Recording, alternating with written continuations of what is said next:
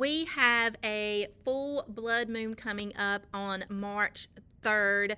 If I recall correctly, we also had a blood moon last March, but this is going to be the last or the only full lunar eclipse this year, and there won't be another one until 2028. Blood moon is basically a lunar eclipse where the moon is going to be passing between Earth and the sun, and because of that it casts like this reddish hue on the moon, making it so phenomenal, so beautiful, and so powerful. Traditionally, it's felt that this brings a huge amount of power and turning points for you and what is to come. This is like a cosmic reset, and a lot of people will use it to release things that they are wanting to let go of and kind of clear their energy, do shadow work.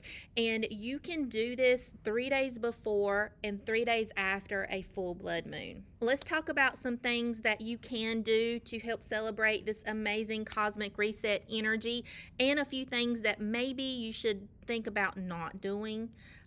Just because of the amount of strong energy that is going to be coming from this amazing blood moon. Great time for shadow work or releasing things that are just dragging you down, releasing stagnant energy, unhealthy relationships, limited beliefs, really focusing on yourself and wanting to improve where you are, who you are.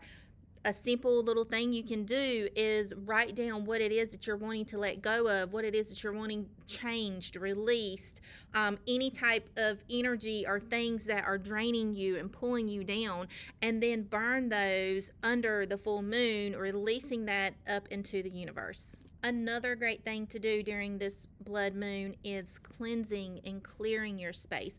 Not just your space, but also your energy. So, of course, you can cleanse your space with smudging or salt cleanses, or sound. Even sound can help to cleanse and clear your space. If you're cleansing your space, it's really important to open up a door, open up a window, so any stagnant or negative energy can exit and leave your space. Also, on top of cleansing and clearing your space, it's a good time to cleanse and clear your energy, your aura.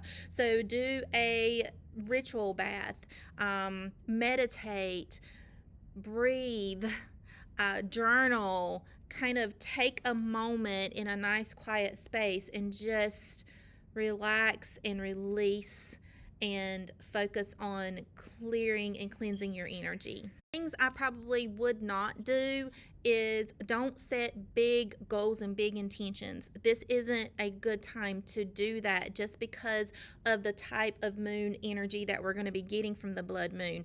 Remember, this is more about a cosmic reset. It's not about setting intentions and goals. I would save that and hold on to that for the upcoming new moon. With this moon, focus on releasing things and letting those go.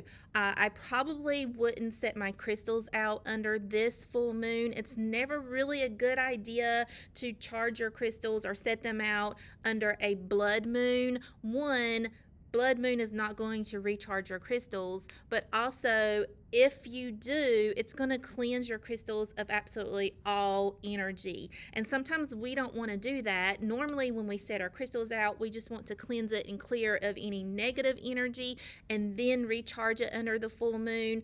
This one, not necessarily a good idea for cleansing or recharging when it comes to your crystals. If you traditionally make moon water or place water up under the full moon to collect this energy, you might want to rethink doing that on this full moon. You can, but you have to be cognizant that the type of energy that's coming from a blood moon is a little more chaotic than the more traditional regular full moons. So it's going to be a little chaotic type of energy. So if you do make moon water under this blood moon, use it wisely.